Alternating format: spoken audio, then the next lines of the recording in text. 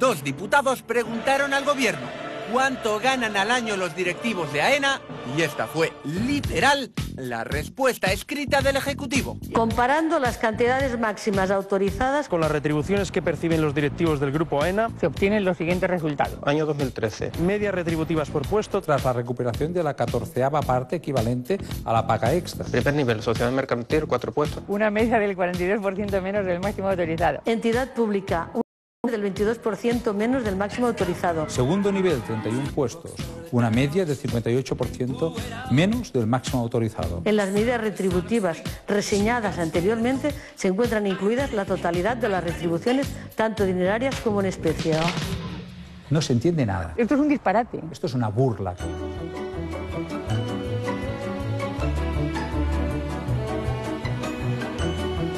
Bueno, es una respuesta. Bueno, es una respuesta técnica que evidentemente cualquier diputado con sus asesores finalmente puede saber perfectamente de lo que se trata. Después de hacer las cuentas, lo único que se puede concluir es que el presidente de AENA cobra entre 81.000 y 240.000 euros brutos al año. Imposible precisar más. Y lo increíble del asunto es que yo creo que llega un momento en que la gente que responde de esta manera que cree que es normal. Que hay algunos diputados de la oposición que tendrían que estudiar un poquito más para entender estas cosas. Lo que pasa es que aquel día no debieron ir a clase. Más dificultades para controlar al gobierno. Las comparecencias del presidente. Al margen de las obligatorias por ley, Mariano Rajoy solo ha comparecido 3 veces en la Cámara. Es un reglamento, sobre todo, que permite que las mayorías actúen como rodillos. Y eso no puede ser. Los rodillos es una expresión que son expresiones que se dicen, que calan, que suenan a la gente. Pero eso no es, simplemente es hacer el uso de la mayoría absoluta. Ha sido siempre así. Una forma de comprobarlo son los decretos ley que el gobierno envía al Parlamento para que se aprueben sin apenas debate. Felipe González no pasó de 40 en ninguna legislatura. A Aznar se le fue a los 85 en la primera y bajó a la mitad en la segunda. Zapatero mandó 54 de media y Rajoy lleva 42, pero en menos de 2 años. A este ritmo, al final de la legislatura llegaría a los 90, récord absoluto desde 1982. El año de la primera victoria del PSOE, 2 jóvenes diputados pisan el Parlamento por primera vez. Teresa Cunillera, socialista, y Arturo García Tizón, del PP.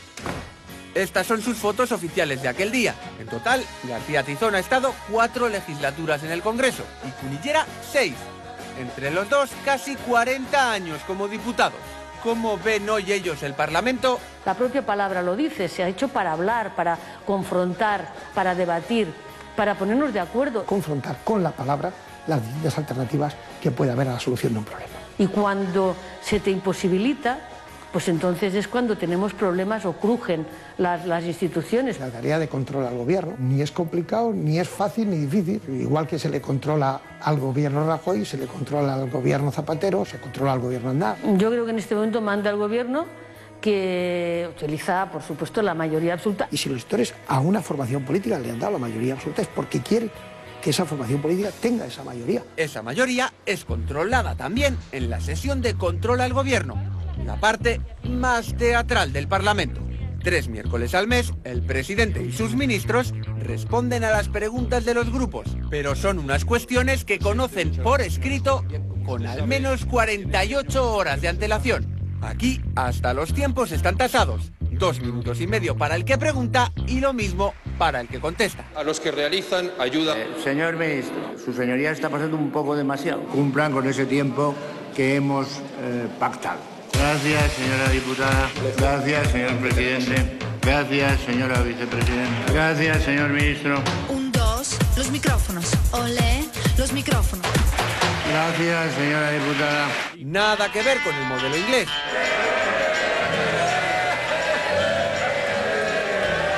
Allí cualquier diputado puede levantarse y plantear una cuestión sin previo aviso. He must calm himself. I do. Does he? Order.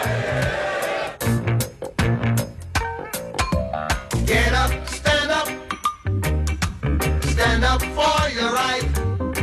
Si hay que registrar las preguntas de control al gobierno, digamos que utilizando una frase muy de moda, Es un control en diferido. Las preguntas en otros parlamentos tienen un grado de agilidad que aquí no tienen. Y eso pues seguramente sería un avance, sí. También es verdad una cosa, aquí las preguntas cuando las contesta el gobierno, pues hay una mayor preparación de la pregunta. En Inglaterra muchas veces son en el acto y los ministros se limitan a contestar sí o no y no dan más explicaciones. Nosotros tenemos un reglamento que es del año 81, un reglamento que se ha intentado modificar varias veces y que cuesta. El sistema es correcto y además es un sistema de control al gobierno que en muchas etapas a lo largo de la historia ha llegado a beneficiar a los partidos de la oposición. Se han sabido formular las preguntas adecuadamente. El otro día le preguntaron al presidente del gobierno, ¿qué va a hacer usted con respecto a la tarjeta sanitaria que se le ha retirado a los inmigrantes ilegales? Quitar la asistencia sanitaria gratuita a los inmigrantes irregulares. El presidente del gobierno se levantó. Muchas gracias, señor Rubalcaba. Miró el tendido. Que entre los años... Habló de los pajaritos. El paro en España aumentó 4 veces más que en Italia. De las flores. Generaron gravísimos desequilibrios en nuestra economía. De lo bien que va la economía en este país. Estamos iniciando el camino de la recuperación económica en España. Y no dijo ni palabra de la tarjeta sanitaria. ¿Se volvió a sentar? Muchas gracias. Y no pasó nada. Bueno, a mí eso me parece una vergüenza. La representación teatral del Parlamento llega al extremo cuando las preguntas las hacen los del mismo partido. Igual que en un escenario. Pregunta por la diputada doña Ana Madrazo del Grupo... Aunque Posada apaga el micro, es del PP. Nosotros, desde el Grupo Parlamentario Popular, queremos hoy felicitarle. El reglamento permite que un diputado popular pregunte a un ministro popular. Se pueden imaginar los niveles de agresividad del intercambio. Felicitarle porque gracias a unas previsiones de ingresos sensatas y rigurosas. Yo confiaba ciegamente. Gracias a unas medidas difíciles y valientes en materia de impuestos. Teatro. Hemos conseguido que España haya reducido su déficit. Por ello le pregunto, señor ministro, ¿es cierto que los mayores esfuerzos fiscales se están exigiendo a las grandes empresas? Fue tu mejor actuación. Satisfecha por su intervención, recibe las felicitaciones de sus compañeros, incluso las del ministro preguntado. Gracias. Considero especialmente relevante que el Grupo Parlamentario Popular formule esta pregunta.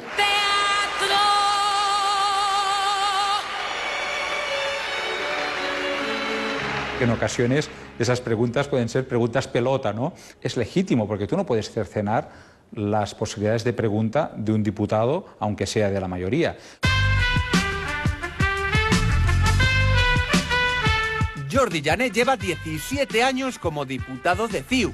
Ha trabajado en docenas de leyes y hoy se sienta en la mesa principal de la Cámara. Es uno de los vicepresidentes del Congreso. Con él recorremos sus pasillos y descubrimos que aquí hay comisaría, cajero automático, médico. Los diputados y el personal de Congreso tienen incluso esta guardería. Hay hasta portero mayor y una oficina de correos. ¿Hay oficina de correos? Estamos en el Congreso de los Diputados y el Poder Legislativo realiza una gran actividad de transmitir vía correos comunicaciones oficiales que deben llegar a ciudadanos. Cuando Jané nos muestra el hemiciclo, surge una crítica habitual contra los diputados. ¿Qué hacen cuando no están en el Pleno? Es que el diputado no está sentado en el hemiciclo, es que a lo mejor está preparando una intervención o atendiendo a ciudadanos que piden ser recibidos, o incluso fraguando acuerdos en todas estas salas anexas que tenemos. Cuando desnudé mi conciencia. Señor Baldoví, está usted haciendo cosas y cosas. El Pleno se lleva los focos de la prensa. Eso lo saben bien sus señorías.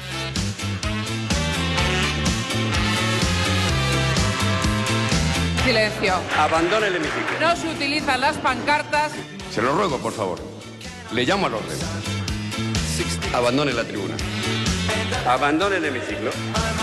Señorías, guarden silencio. Pero también se lo han aprendido muy bien los ciudadanos.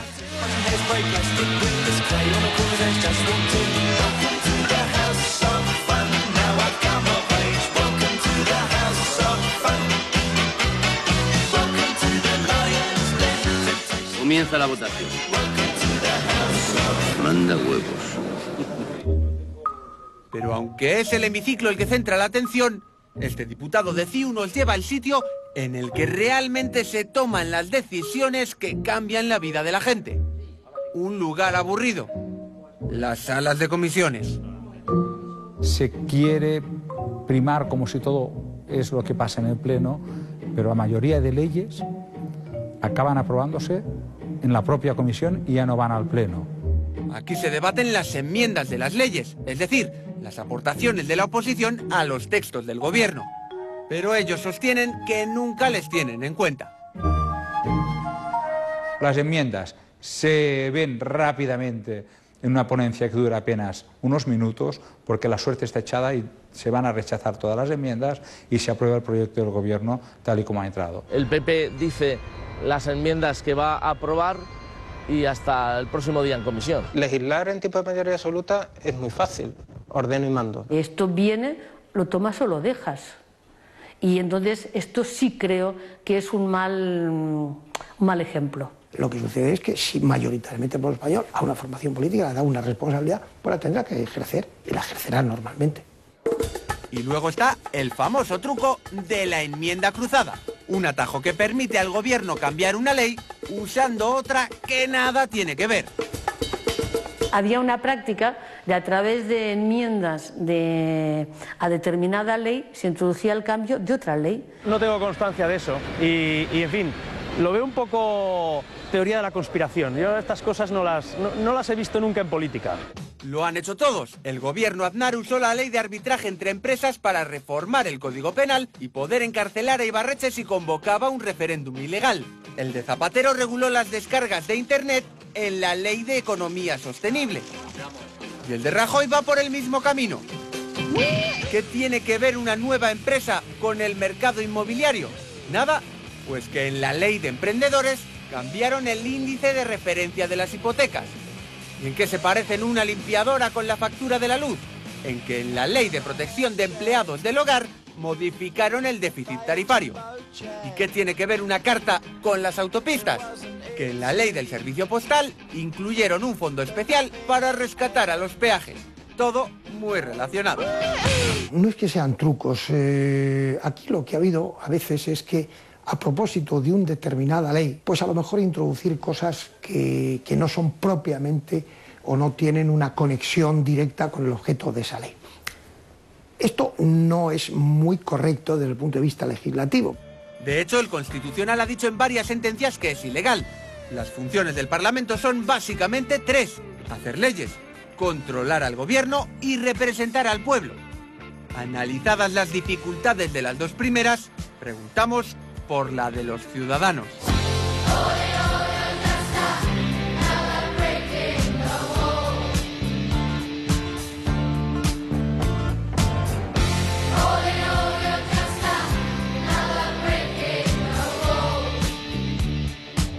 Estamos completamente alejados. Que hay una distancia entre los políticos y la ciudadanía, engañarlo pues sería hacernos trampas al solitario. Que la presión en la calle y el clima que se vive hace que el Congreso se esté planteando seriamente una reforma de su funcionamiento en profundidad, que hace falta.